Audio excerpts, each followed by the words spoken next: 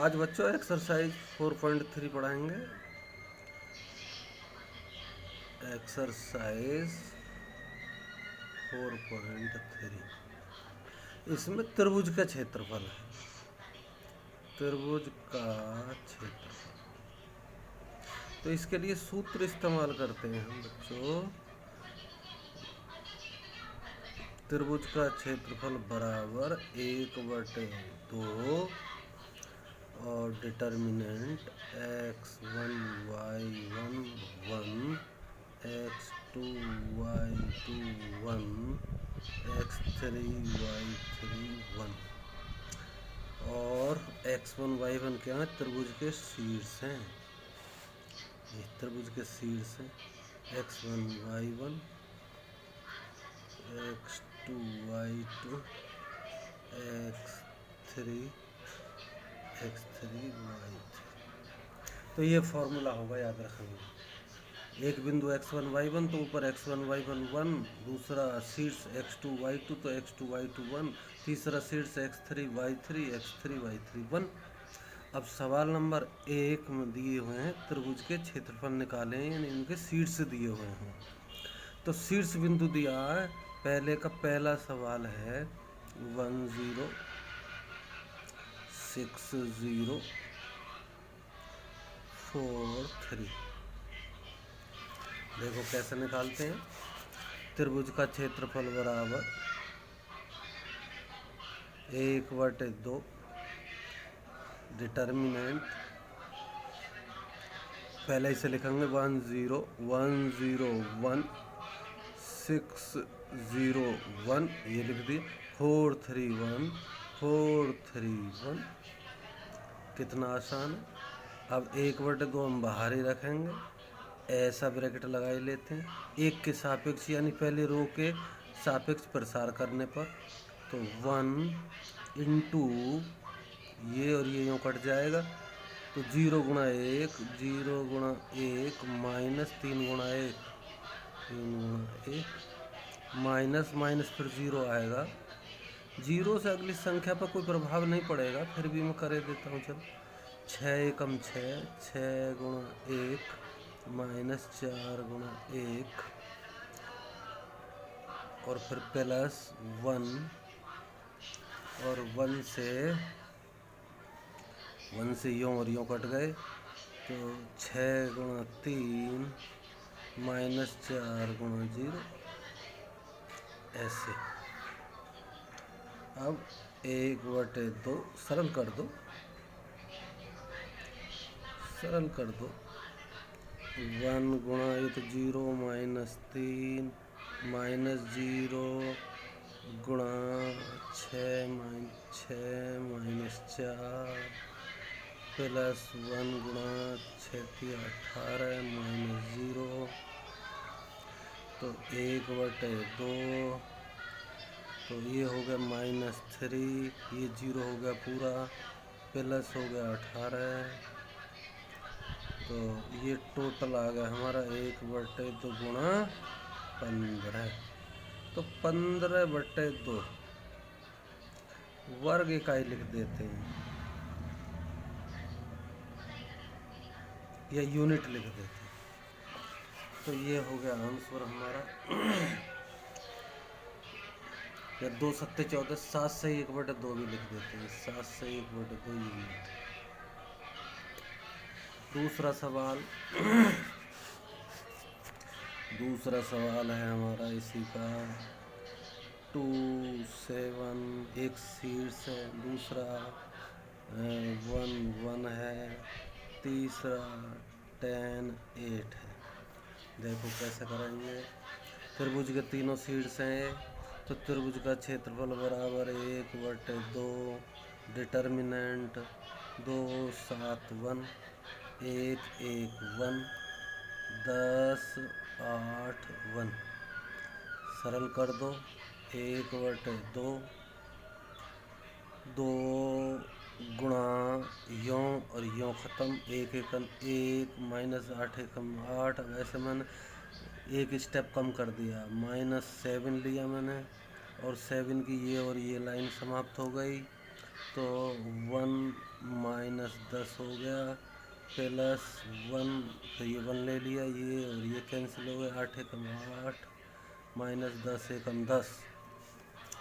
सरल कर दो, 1/2 कितना हो गया, 2 गुणा -7 -7 गुणा -9 प्लस 10 में से 8 गए तो माइनस के 2, तो -2 लिखे देता हूँ। चलो अब 1/2 सरल कर दो, 7 दूनी 14 -14 आ गए, 7 नाम प्लस के हो गए 63 -2 माइनस माइनस इकट्ठे, प्लस प्लस इकट्ठे, माइनस के 16 हो गए, तो 63 प्लस के हो गए -16। 16 घटाओ, 13 में 6 गई तो 7, और 5 में से गया तो 4, 47/2। तो काट लो, 2 दूनी 4, 2 तिया 6, सही 1/2 वर्ग इकाई। ऐसे वर्ग इकाई, 23 सही 1/2 वर्ग इकाई। इसका तीसरा सवाल करके देख लेना बच्चों। मैं लेता हूँ अब दूसरा सवाल। दूसरा सवाल लेता हूँ।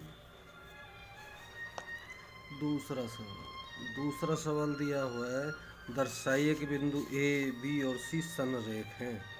ए बिंदु दिया हुआ है, ए बी प्लस सी। दूसरा बिंदु दिया हुआ है B, B C plus A. And तीसरा बिंदु दिया हुआ है सी, यानी सी ए प्लस बी।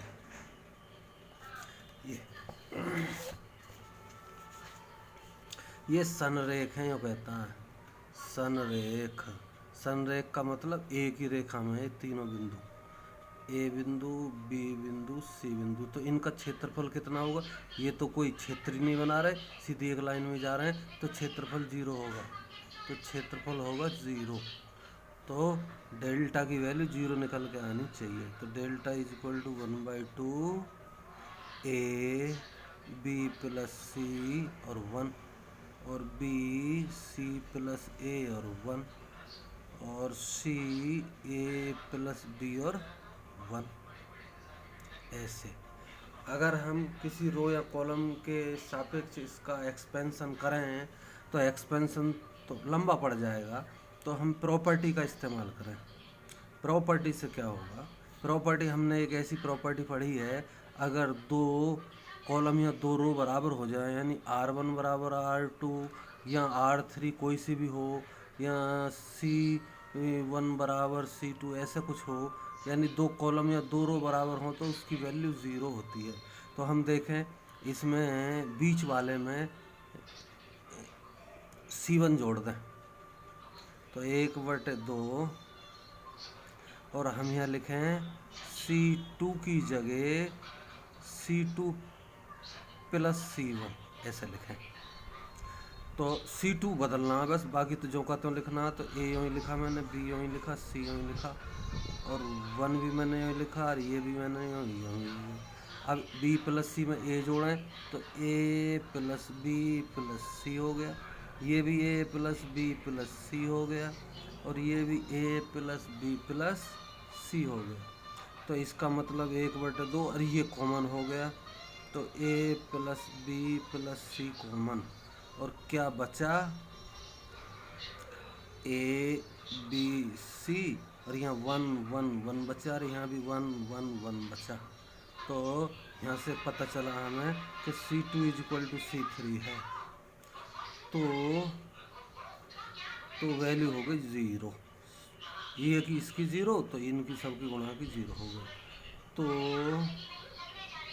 तो हम लिखेंगे तीनों बिंदु, तो तीनों बिंदु संरेख हैं। अगला सवाल लेते हैं। के की वैल्यू निकालनी है यदि क्षेत्रफल 4 के बराबर हो, ऐसा कहता है। तीसरा सवाल, तीसरे सवाल में भी 2 सवाल हैं तो मैं दूसरा लिए लेता हूँ। चलो, -2 और 0, 0 4, 0 और के, ये त्रिभुज है कोई, उसके ये तीनों शीर्ष दिए हैं, -2 0 0 4 और 0 और के, और इसका क्षेत्रफल दिया है 4। तो क्षेत्रफल 4 का मतलब प्लस में 4 भी हो सकता है, -4 में भी हो सकता है, क्योंकि के की वैल्यू निकालनी है तो के प्लस माइनस में आ सकती है। तो त्रिभुज का क्षेत्रफल बराबर 1/2 -2 0 1 0 4 1 0 के 1, इतना। और ये बराबर 4 4 इधर रखो, प्लस माइनस के 4 रख दो, क्योंकि ये दिया है, यहाँ लिखे देता हूँ मैं, दिया है, अंग्रेजी में कहते हैं से, दिया है, बराबर 1/2 -2 इंटू ये और ये कैंसिल, तो 4 एकम 4 माइनस के आ गया, और ये तो 0 ही होगा, इसका कुछ ना लिख रहा है आप, और फिर प्लस 1 से भी गुणा में प्रभाव नहीं पड़ता, तो यूँ और यूँ कट गए, तो के 0 0 0 चौका 0, तो ये भी 0 आ गया। तो 2 की इसमें गुणा कर दूँ मैं तो प्लस -8 हो गए, इज इक्वल टू, तो 2 अब उधर आ गया, -2 की इसमें गुणा करो तो -8 और माइनस में माइनस की गुणा हुई तो +2 के 8, इस पूरे को इधर ले आऊँ, इसको इधर ले जाऊँ, ऐसे कर सकता हूँ। तो 2 के -8 बराबर +-8, तो 2 पूरे में से कॉमन कर दूँ तो के 2 का भाग दे दूँ पूरे में से, तो के -4 बराबर +-4। अब प्लस चिन्ह लेने पर, टेकिंग प्लस चिन्ह साइन, तो के की वैल्यू हो गई के बराबर -4, तो उधर जाएगा तो प्लस का 4 हो जाएगा, और प्लस ही हमने ये लिया +4, तो ये हो गया 8, एक उत्तर हो गया। दूसरा, टेकिंग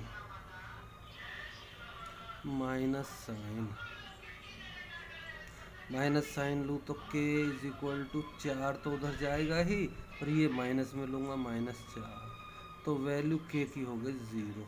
तो 2 वैल्यू हुई, इसका मतलब तो के वैल्यू 2 आ गई, एक 8 आ गई और एक 0 आ गई। तो ऐसे सवाल करेंगे, 1 2 और रह गया है तो उसे फिर बता देंगे। Thank you.